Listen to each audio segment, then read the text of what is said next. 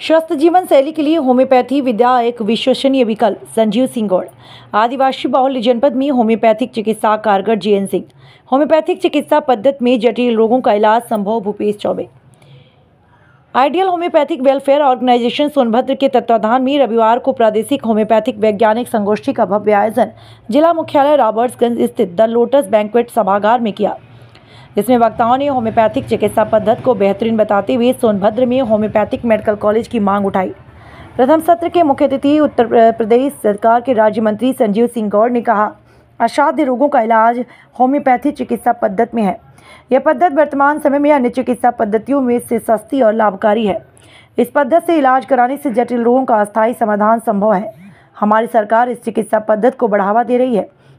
प्रदेश के प्रत्येक जनपदों में होम्योपैथिक चिकित्सालय कार्य कर रहे हैं। स्वस्थ जीवन शैली के लिए होम्योपैथिक विद्या एक विश्वसनीय विकल्प है। विशिष्ट अतिथि सदर विधायक भूपेश चौबे ने होम्योपैथिक चिकित्सा पद्धति पर प्रकाश डालते हुए कहा, होम्योपैथिक चिकित्सा पद्धति के जनक हैनीमैन साहब संपूर्ण विश्व को ऐसी चिकित्सा पद्धति प्रदान किया। इसके प्रयोग से मानव शरीर पर कोई कुप्रभाव नहीं पड़ता। हमारे देश में अनेक चिकित्सा पद्धतियाँ विद्यमान हैं, उसमें सबसे सस्ती अच्छी कारगर चिकित्सा होम्योपैथी की मीठी गोलियों से संभव है।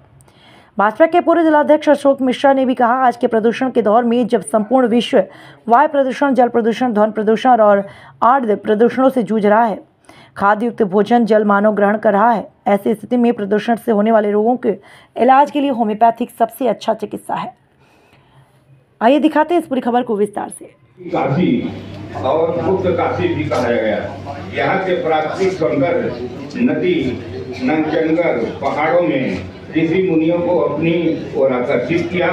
फलस्वरूप उन्होंने इस स्थल को तपस्या और साधना का केंद्र बनाया। आदिवासी बाहुल्य इस क्षेत्र में चिकित्सा के माध्यम से वनवासियों, गिरिवासियों की सेवा कर सकते हैं। इस जिले की मगर जिस भगवान ने हमको इस धरती पर बना करके भेजा है, या तो हम जब विपत्ति काल में होते हैं तो हम उसके शरण जाते हैं, हम मंदिर में जाते हैं, हम उसकी आराधना करते हैं, और फिर जब हम अपने पारिवारिक शारीरिक विपत्ति में होते हैं तो इस धरती के भगवान के रूप में जो हमारे सभी सम्मानित डॉक्टर हैं, फिर हम उनके रूप में जाते हैं। सजा हुआ अच्छा सुसज्जित सामने का मंच, जिसमें समाज कल्याण राज्य मंत्री आदरणीय संजीव गौड़ जी इस संस्था को पूरे देश भर में एक शक्ति देने के लिए काम कर रहे हैं। डॉक्टर जयेंद्र रघुवंशी जी, अन्य वरिष्ठ चिकित्सकगण, और इस जनपद में केवल चिकित्सा क्षेत्र में नहीं, सामाजिक क्षेत्र और पारिवारिक जीवन के भी ऐसे तमाम उदाहरण जिनके साथ जुड़ा हुआ है, ऐसे डॉक्टर कुसुमाकर श्रीवास्तव जी को मैं प्रणाम करता हूँ। आप सबके प्रति विशेष आभार व्यक्त करता हूँ।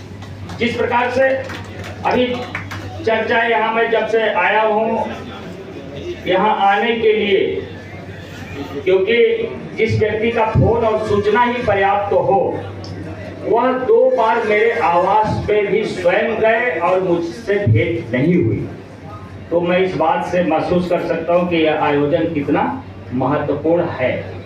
उस महत्व को आप सब लोगों ने समझा है। मैं आप सबके प्रति बहुत आभार व्यक्त करना चाहता हूँ।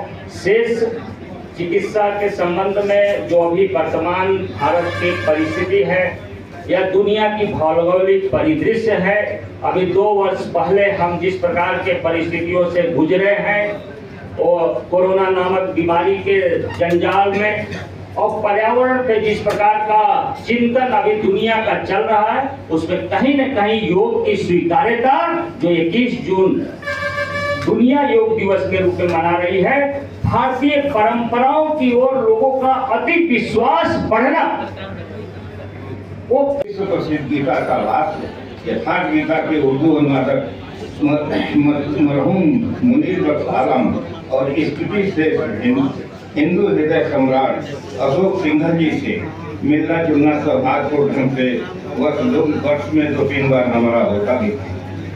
शायद यही वजह है कि किसी ने कह दिया कि चेहरे नहीं इंसान पढ़े जाते हैं, मजहब नहीं ईमान पढ़े जाते हैं। सोनभद्र की वह जनपद है जहाँ 4 राज्यों से घिरा हुआ है, और कहीं न कहीं जनपद सोनभद्र हमारा यह पिछड़ा हुआ जिला पहले पिछड़ा हुआ जिला कहा करते थे। यहाँ अनुसूचित जाति जनजाति की बहुलता अधिक है, निश्चित रूप से यहाँ शिक्षा का अभाव था, लेकिन आज धीरे धीरे जनपद सोनभद्र भी विकसित होने का भी काम हो रहा है।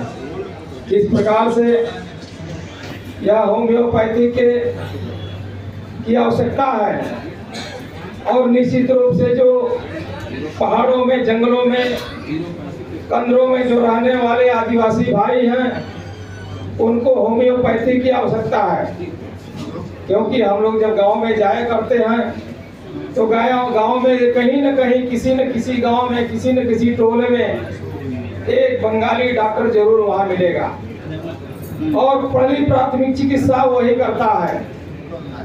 चाहे किसी भी प्रकार का बीमारी हो, फोड़ा फूसी हो, चाहे किसी कोई बीमारी हो, निश्चित रूप से प्रथम प्राथमिक उपचार वही बंगाली डॉक्टर काम करने का काम करता है।